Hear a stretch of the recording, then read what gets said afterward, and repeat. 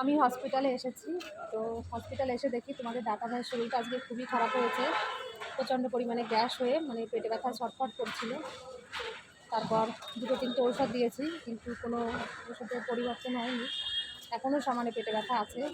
Doctor এখান থেকে liquid দুধ দিয়েছিল খেতে। ওই হয়তো সম্ভবত দুধটা খাওয়ার কারণে হয়েছে। ডাক্তার বলেছে দুধ খেতে। তো এই গ্যাসের সমস্যা এমনিতেই, তারপর দিয়েছে দুধ। ওই জন্য সমস্যাটা হয়েছে বেশি। তো এখন ওই অবস্থাতেই আছে আপাতত।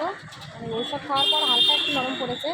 তো এই ফাঁকে আমি এসেছি এখন যে সিটি স্ক্যান রিপোর্ট নিতে। তো সিটি স্ক্যান রিপোর্টটা নিয়ে এখন যাবো তোমার দাদাভাইয়ের কাছে। দাদাভাইকে দেখে আজকে সত্যি খুব কষ্ট লেগেছে আমার। মানে কীভাবে আজকে ছটফট করছিল পেটে ব্যথায়, গ্যাসে। তো কী বলবো, আর বাড়িতে যেরকম ছটফট করে ঠিক সেরকমটাই ছটফট করেছিল এখানে।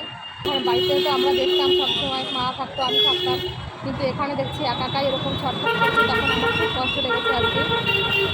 তারপর ডাক্তারের কাছে বলে ঔষধ দিয়েছিলাম খেতে। সেই অবস্থাতেই আছে তোমাদের দাদাভাই।